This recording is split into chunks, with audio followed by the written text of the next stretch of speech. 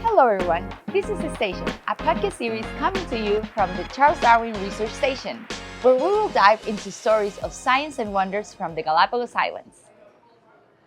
Now, today is Dr. Jack Grove with us. I'm Camila Bermudez from the communications team, and we're going to have a really interesting conversation. So, hi Jack, how are you? Good morning, Camila. It's wonderful to be here back in the Galápagos, and a pleasure to speak with folks here at the Charles Darwin Research Station. It's now 50 years since I first arrived and began my studies on Galapagos fishes, so I'm always glad to get back. So you've been coming back for 50 years? Yeah, I came on a small sailboat from Miami. We went through the canal, and I arrived in Galapagos in May of 1975, spent several months here. I was an undergraduate at the University of West Florida in Pensacola, Florida, and I was doing a study on the nearshore fishes, and that coursework changed the course didn't change my life. Being in the Galapagos changed my life in many ways, and I chose to make my career studying the fish for the purpose of marine conservation. Because as you know, the Galapagos is a very special habitat with a high level of endemism, species that are found only here. And when I came in 75, there was not one book on the fish of the Galapagos. There were very few publications on the fish. And so I decided, okay, I'm going to do a small book, cover 50 species, and went back to the university, finished my undergraduate degree, and I returned in 1977.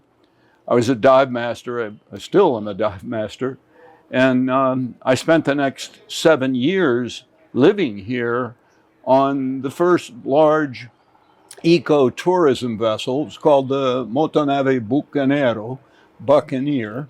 And I fit right in. And I lived on that vessel for 7 years, and I got a permit to put a marine lab on board, and the rest is history. And my first book was published by Stanford University Press in 1997, and I'm pleased to say I now have 2 co-authors on the new book, which will cover every species of fish ever recorded.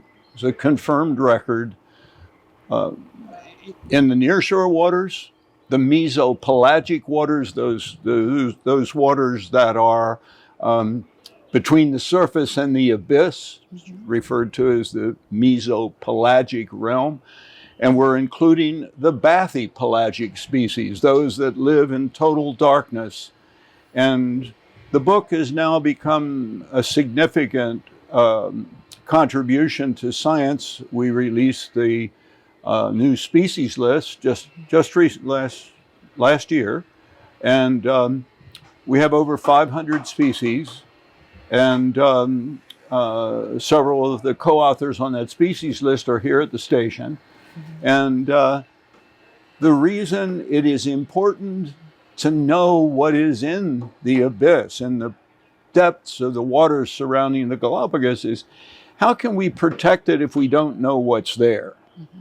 So in that sense, the database will serve as a foundation for future conservation and management. And I'm pleased to be a part of that. And I guess it also gives me an excuse to keep coming back. Yeah, of course. That's amazing. So this book is going to cover just like mainly the Galápagos Marine Reserve region? It is, of course, with reference to the entire eastern tropical Pacific. Okay. That's the area of the East Pacific between Cabo San Lucas, Baja California, all the way to Callao, Peru, the north of Peru, where the Humboldt Current turns abruptly to the west and takes the cold water to the Galápagos. So the region of the ocean, the Eastern Tropical Pacific, is actually, in my opinion, one of the most important zoogeographic sectors of the world's ocean, and without doubt, and this is really important, the marine migratory corridor between Costa Rica and Ecuador, especially the Galápagos, is of critical importance, and that is one of the main focuses of the book and our research, because Ecuador, Colombia, Panama, and Costa Rica have recently signed agreements to work together as 4 nations. CIMAR, perhaps you could pronounce the name. I always mess it up when I try to say it in Spanish, but CIMAR stands for Corredor Marino. I don't remember the A and R. Este Pacifico, Pacifico Este, the Eastern Tropical Pacific Corridor. It is the migratory path used by not just sharks, but rays and sea turtles and the seabirds that follow them. And you know what? We don't even understand what species of fish those migratory species are feeding on that migrate every day from the mesopelagic area in depths of thousands of feet. The sun sets, the fish rise. It's called a phototactic migration. They move toward the surface, and the squid follow them, feeding on myctophids in particular. They're known as lanternfish. So there's a whole ecological dynamic in these international waters, and the challenge is protecting them, because naturalists in the Galapagos have had a tendency to be a little bit myopic in their scope. Okay, we protect the Galapagos and the terrestrial areas, and that's adequate. It's not.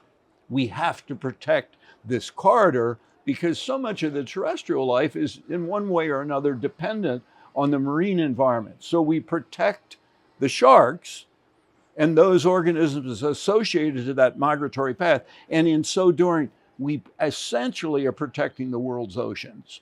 So this is the exciting thing in my career, is that I feel that I found a little niche where I might be able to make a global difference in a localized area. And what more iconic location to have the privilege to work. So this year I'm celebrating 50 years since I first arrived.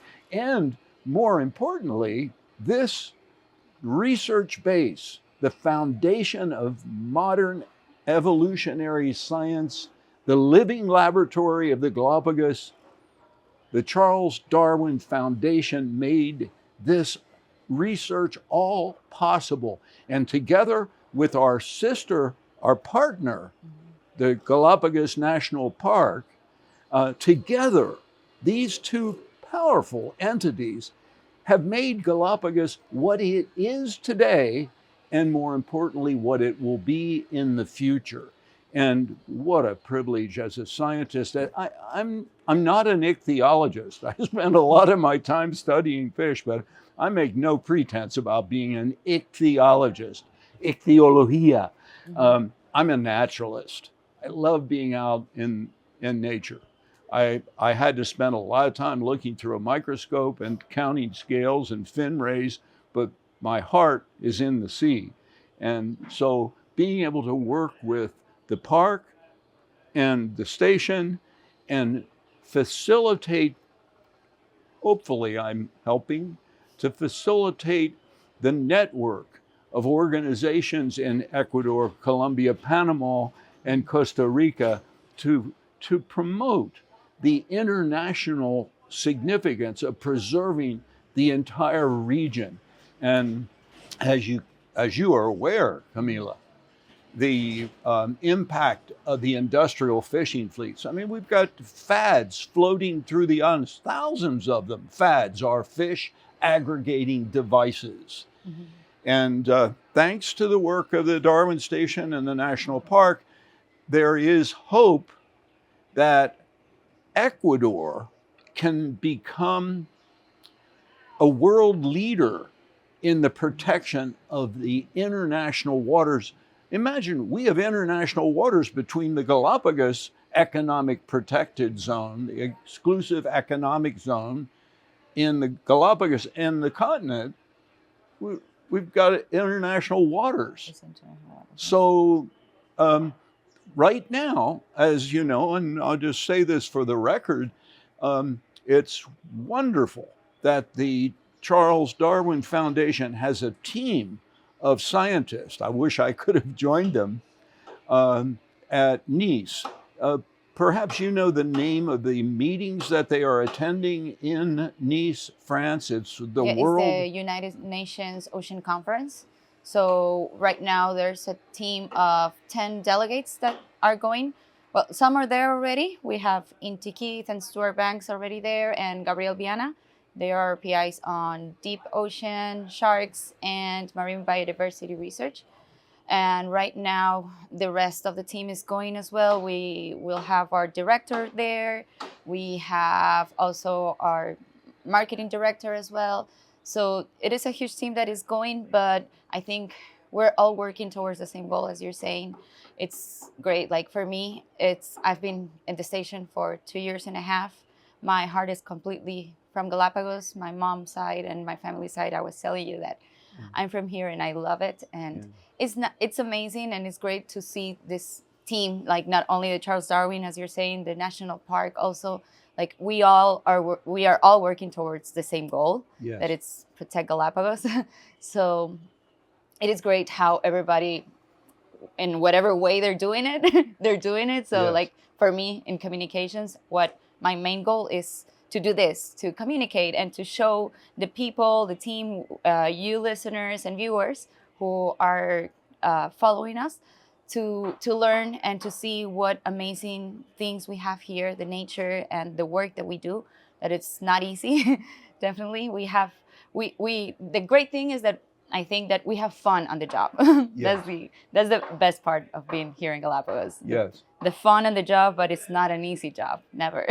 Yes. Definitely. Well, Camila, the Darwin Foundation is fortunate to have an Ecuadorian like yourself who's a professional communicator. But if you think about it, this is the first time in the 65 years the history of this organization that they have sent that many people. 10 representatives are going to be in Nice, and it's so important because it is a United Nations meeting, and this is, the foundation was founded in Brussels, and we have membership from all over the world. It's so wonderful. We've just completed the annual meetings of the General Assembly of the Charles Darwin Foundation. It was very productive, very encouraging, in spite of challenges like USAID being cut. And I'm an American citizen. I'll go online saying I am so disappointed, in fact, embarrassed at my administration's decision to do that in the United States. But no one is depressed about it. It's a reality, and the Darwin Foundation is rightly seeking funds to fill that gap that has been dropped by the United States federal government through USAID. And what a great way to invest in international networking and stability and support for the work that's being done here. And this thing with shark fishing, Ecuador right now we're in a position.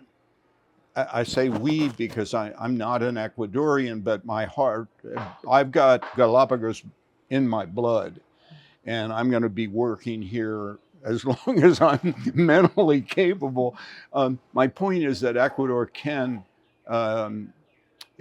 establish itself as a leader in the protection of international oceanic waters. You know that deep sea mining Yes. is now presenting a threat to the eastern tropical Pacific. The French are already mining deep sea nodules, manganese nodules in the Revillagigedos off of Mexico. It's there.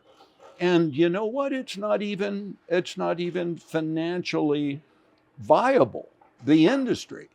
And now, unfortunately, the pathway has been open to facilitate deep sea mining on an international scale. So now the Darwin Station is taking a more, I think, a more international approach, because we recognize as an organization that we have to protect these waters between the mainland and especially the Panama, Costa Rica area and the Galapagos. Yeah, definitely. I think like here in Galapagos, we just completed 2 years ago already the first actual deep sea expedition with Stuart Banks and the Woods Hole Oceanographic Institute. That was in 2023. Was that with Schmidt Ocean Institute? No, this was before with the Woods Hole Oceanographic. With Woods Hole, yeah, one of the leading oceanographic institutes yes. in the world. So, yeah, and that's when we discovered the deep sea corals here that we thought were lost. Well, back then was that they didn't even know what was happening underneath. Yes. So now we know, like here in Galapagos, there's so much life on the deep sea that something like that, like deep sea mining here, would be fatal, definitely. Yes. Yeah, it's great that it's been untouched. I know that what they were saying is that like a healthy coral reef in the world is when the corals are 10 to 20% alive. Yeah. And here they were like 50% alive. So Yes. it was great. So I think that's the type of research that we need to show to the public and to show that we have these resources. Don't exploit them that way, because this is what keeps the world healthy, and we are here for that. We are only on the threshold of understanding the tremendous diversity of life in the abyss. And you mentioned the various Woods Hole, and I commented that Schmidt Ocean Institute has had their vessel Falcor here for several months. The video that has been documented, the specimens that have been taken, there are organisms and records from the depths coming to the surface that we had no idea that they were there. Because my two co-authors are specialists on deep sea fishes, I've had the privilege of looking at some of those specimens, and the more we learn, the more we realize we don't know. And for example, the medicinal values of the marine invertebrates in the depths, the potential for the future of medicine is just phenomenal. And now we are on the threshold of exploiting it, and we don't even understand what's there. We probably know more about the surface of the moon than we do about the bathymetry, the bottom of the sea. And so Galapagos, as everyone knows, Darwin referred to it as a living laboratory of evolution. And when he was here in 1835, it was believed that, okay, the islands are millions of years old, which they are. The oldest ones above sea level are 3.4 million years, as far as we know. But if you look at the deep sea ridges, especially the ridge that connects from the Galapagos to mainland South America, it's much older because the plate is moving. I share that because the geological age of the seafloor has a lot to do with the organisms that are inhabiting. And it's not common knowledge that the life that has been discovered around the deep sea smokers, the vents between the spreading plates, the Nazca plates, the Galapagos, or the Nazca plate and the Cocos plate are separating, and in between there are these fissures, the Galapagos Rift Zone. And when they were first discovered, that was NOAA. I guess that was NOAA. Woods Hole was involved. They had the Alvin submarine. They discovered organisms that they didn't even know what phyla they were in, whether they were worms or clams. And today, we're studying these actual biological islands on the seafloor. It's another world of island biogeography in the depths of the sea, and the species from one vent to the other vent are isolated genetically, and the invertebrates become different. So we have evolution taking place on the seafloor that we didn't even know in places that existed. How important is that to protect? We've got to begin with the study and what's there and that data. And thank goodness for the relationship between the Servicio Nacional de Galápagos, the park. What is the official name in Spanish? I always forget. For the park. Dirección del Parque Nacional Galápagos. Dirección del Parque Nacional Galápagos. I have so much respect for the organization. I need to learn how to say that properly. But the importance of these two entities working together, because the Darwin Station, as you well know, is an advisor to the park. Then the park has to enforce and decide what the management is. Now we've got to look as a team, as sister organizations, how are we going to expand our protection to the international waters that surround, and it has a lot to do with understanding these deep sea environments. And you mentioned Inti Keith and Stuart Banks. I would also mention Salam Burgess. These are three champions in the studies that are going on. And of course, their work would not be possible without the funding that comes through the station. But organizations like Dr. Daniel Pauly's group, The Sea Around Us at the University of British Columbia, they are coordinating efforts to protect, understand, evaluate the marine habitats. One of the fascinating things is the discovery of various deep sea algas, and essentially it's analogous to a kelp bed. And Salam has focused on that, and she's a student of Daniel Pauly. And I would just add one other thing that's so exciting for me to see as an old guy here at the park is the energy that's coming into the research team of young scientists. And a lot of them are women. And I think that says a lot for the future of the organization.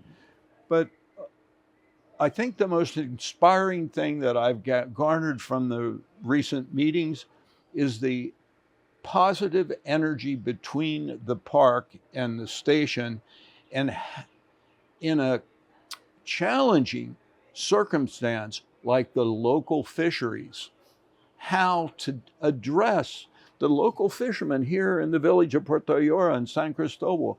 How can the fishermen be regulated, and at the same time the fish populations and the invertebrates, especially the lobster, the sea cucumbers, they have to be managed. And the park has this challenging job of how do we enforce those regulations. And long before you were born, when the sea cucumber became a target for major commercial exploitation, I was working here just starting, and my work was based on that of Dr. Jerry Wellington. He was here as Wellington was a Peace Corps worker when he came. he did the first master plan for the establishment of the Galápagos Marine Park, and I used his work as the foundation for my first book. But in any case, he had recommended that the total number of visitors should be kept under 20,000 a year. Last year, we had 270,000 visitors, and the population, I believe, is now 20,000 is the people that live in Santa Cruz. So 20,000 people reside here. And you know, a lot of the world doesn't recognize that. But the people are part of the natural, well, I wouldn't say the natural history. They are part of the ecosystem. And we have to work together. We need to help the local population acquire sustainable lifestyles, and efforts are being made, and these two organizations are at the heart, as you know, of that effort. Yeah, definitely. We work hand in hand with the park. Us as a communications department, it's 24/7 communication, open communication. We even have a WhatsApp group that we talk all day with. So it is a very, very tight relationship with them, which is great. That's good to know. As you were mentioning, as I was saying, the relationship is great when they go out on the field. Of course, our team of scientists go also with park rangers. They work really great. They always come back exhausted but happy, of course. Yeah. And every job, every field work that we go out on it's very nurturing, I want to say. Yeah. So it's good, and you can see the work being done on every team, not only on marine, also on terrestrial. You see the tortoises team, you see also the Galápagos Verde 2050 team, you see Scalesia's team. So it's great. I was in Isabela Island last year, also helping on the monitoring of the Scalesia cordata, that we also have this on 1% of population. So they also do this great work. They go out on the field for like every day for like 4 to 5 days and just look for trees. It's not that easy. Look for trees. Yeah, the Scalesia. Of the Scalesia. And that Scalesia, what is the species of this? This is Scalesia cordata. Cordata. Yeah. And is that an Isabela endemic? Yeah, it's isolated only on Isabela Island. And it's probably restricted on Isabela. Is it found throughout the island, or is it only We have a Scalesia all over the islands, but it's different types of Scalesias depending on the island and also in the zone. So, for example, Scalesia cordata, we have this really low population. And here we also have Scalesia retroflexa, that is also a very low population. Yes. They just discovered 16 plants. And we say it like as if it's like not that many, it's just 16 plants, but it is a lot because they don't find them that often. And it's very hard to also germinate in lab for them. So it's a complete, also it's a whole other task that they are working on. So it's great to see how every scientist here works together.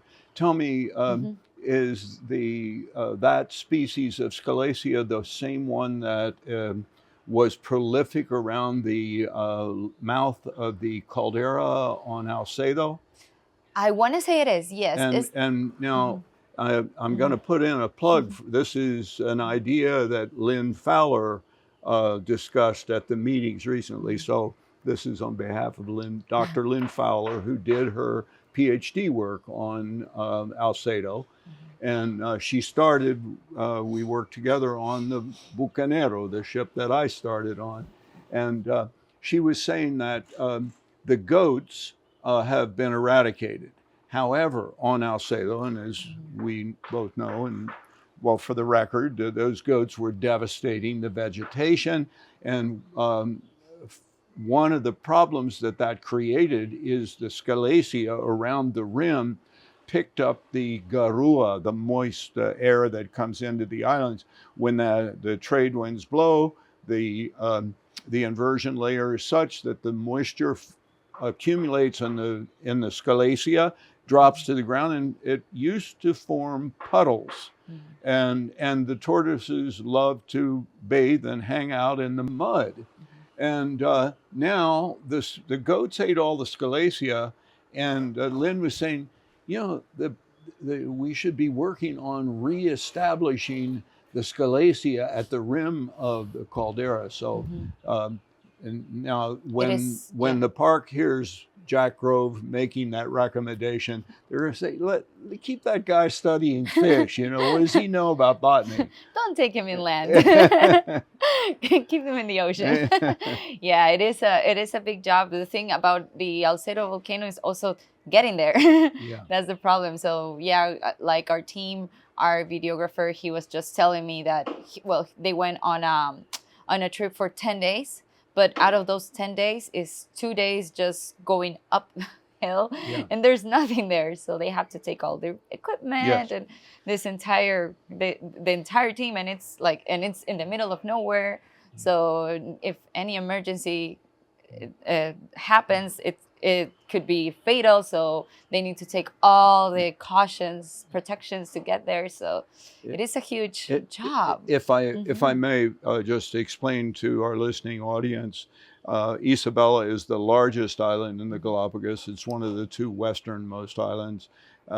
It's formed by 5 coalescing volcanoes. Wolf in the north is 3,600 feet. That's about right. And those 5 coalescing volcanoes manifested the evolution of the different species or subspecies in the volcanoes. And for the record, it is inhabited. It reminds me very much of a seahorse in terms of its shape. And Villamil, how many people live in Villamil on the southeastern side of Sierra Negra volcano? So Isabela, it's around 3,000 people. So there's only 3,000 people there. Cerro Azul is basically inaccessible. It's even more of a challenge to climb. I've only been up, done that hike once, and it's arduous. But this is an example of the overlap, the diversity of biological studies here. I mean, my focus is the marine environment, but we cannot protect these islands without addressing the seas that surround them. And it's very exciting to be a part of it. And the communications, the role that you are filling, and it's so important to be able to do it in 2 languages. Lo siento mucho que todavía yo no puedo hablar bien en español, pero estoy tratando de aprender. Y bueno, algún día ojalá puedo hablar bien. Ahora puedo hablar mucho, pero no puedo hablar bien. So I talk a lot, but I can't talk very well in Spanish. It's really great. It's completely understandable. It's very clear. So it's perfect. Yeah. So yes, that's how that's what I like about Galapagos is you find nature and you find everything here, like inland, in the ocean. You just get surprised and amazed. I wake up every day thankful of being here, of being from Galapagos. So it's great to be here. So definitely, we're very lucky people, but hardworking as well. As you should be grateful, and I'm pleased to know that you wake up that way. We should all feel that way, and trust me, the older you get, the more you recognize how valuable your time is, and what a privilege to have spent so many years here. But as we sort of wrap up this conversation, I wanted to thank you for inviting me to speak with you today, to share this on the pod. Perhaps next year, when the new book is released, we'll have an opportunity to do another presentation. I would love the opportunity to share some visuals And I'd like to acknowledge, I've been speaking as though I'm the sole author of the new book. I'm very fortunate that because I'm not a certified, qualified ichthyologist, I am working on the shoulders of ichthyological giants and other scientists.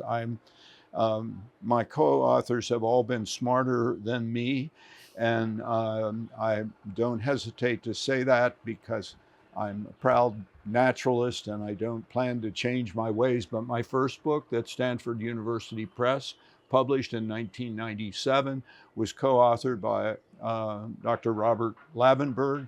The book was published in 97. It's out of print now. And one of the problems with the first book was it weighed 5 pounds, cost $140, and it didn't get to the institutions, the research entities that I wanted it to. And so the new book, we hope to release online, open access.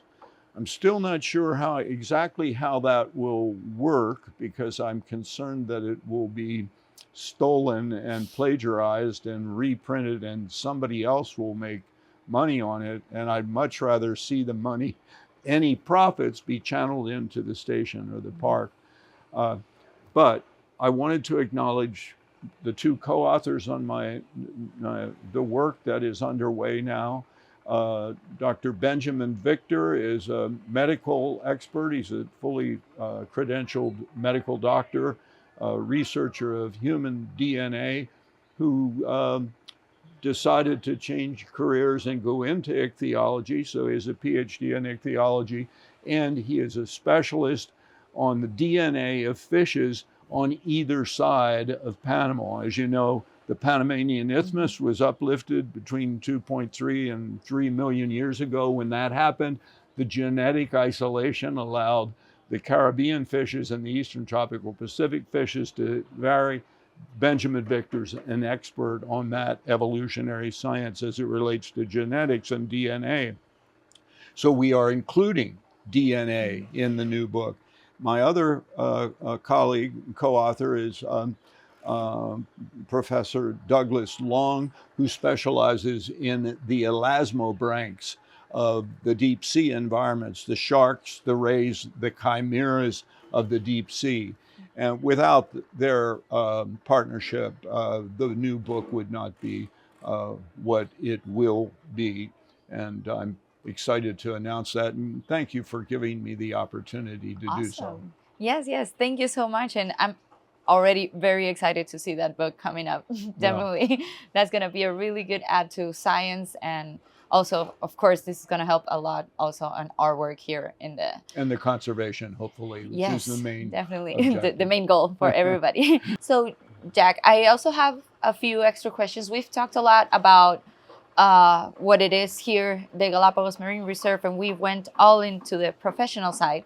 I want to know about your side, like what was for you to feel, how did you feel to get here when you got here? How has it changed? What was your life experience? What is like one of the funniest or best anecdotes that you have that you enjoyed by coming here, and how did you fall in love here in Galapagos?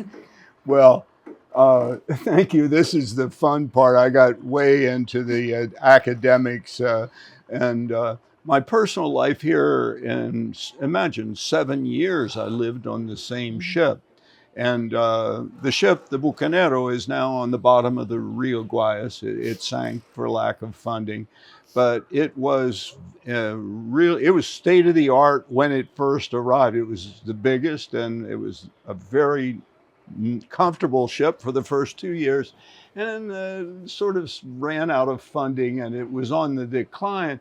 But 7 years I lived on this ship. I loved it, and I was able to have my own little lab. I got a permit to collect fishes in a limited way. But I mean, things like the El Nino event of 82, 83, it poured rain and there were so many mosquitoes, and you were taking people ashore. And like in San Cristobal, when we went to Wreck Bay, the red mud is flowing out into the bay, and people are saying, why why are we here? What did you bring us here for? Or we would be at Punta Espinosa and there's dead boobies and iguanas died because of El Nino, and pouring rain, mosquitoes, weeds, grass growing up over your head, and you're walking a group of visitors through the islands, and they ask, why did we come to Galapagos? And you say, just think of this. These dead animals couldn't make it. They didn't survive. But you see, there's a live pair of boobies. They're doing fine. They survived. Think about it. You're witnessing evolution in action. How many people get to do this? So you had to do this convincing thing. But you know, as the years went by on this ship called the Bucanero, it was 300 feet long, and that's a long time to get to know your colleagues, your comrades. There were 4 of us. The guides rotated. I stayed for 7 years. There were a number of different teams, all wonderful people. But we wrote a song. I'm not sure if I should. It's never been aired publicly in any way, so you may want to cut this, but we'll give it a show. You know, it was called the Buccaneer, and the lyrics go with a song that you may recognize. It goes, "We all live on the funky Buccaneer, the funky Buccaneer, the funky Buccaneer. The ship's aground, love's all around. 1,000 boobies we all surround. With a little luck, we'll never be found. We all live on the funky Buccaneer, the funky Buccaneer, the funky Buccaneer. I got the shits, I'm on the can, but I can't complain. I've got a tan." And so it goes. And some of those things are true. You know, there were things that happened. And so what it was like when I first arrived in 75, I was on a small sailboat. I'd sailed down from Miami. I had a sextant. I was not the captain, but I was a deckhand. And, you know, now I do my lecture on Galapagos fishes and show me with a sextant, and the young people look at it and say, what kind of GPS is that, you know? And when I got here, population was a lot lower. I don't know what the numbers were, but this was a village. There was some pavement. The Hotel Galápagos was still open. I would come in and walk through town with my briefcase because I'd come to the station, then I'd pick up fish specimens along the way, go back to the Buccaneer, and you knew everybody in town. Now it's a very different story, and some of the changes I like. We have internet. That didn't even exist. I would come into port and use the ham radio of Forrest Nelson on the other side of the bay, and the ham radio was it was a big deal because I'd bring him a bottle of whiskey, and then he'd allow me to use the ham radio. So, and when I came to the station the first time, I couldn't wait to meet Dr. Craig McFarland, bless his soul, became a wonderful friend over the years. As you know, he passed away recently. But when I went to see Craig, there was like just a few buildings. Lonesome George was still alive, and Craig was so gracious, and there were not many scientists coming in the early 70s, and I felt right at home. So over the years, the population has increased. The number of tourists has increased exponentially, but thanks to the work of the Darwin Station and the National Park, the integrity of the ecosystem is still intact. And there are some changes that are great cause for concern. The freshwater supply, the buildup of trash, but together these two entities are going to ensure the survival of the Galápagos. So thanks again for allowing me to be here today. Thank you so much, Dr. Thank you. Jack. Thank Yes. you for having us. It's been a pleasure. Thank you.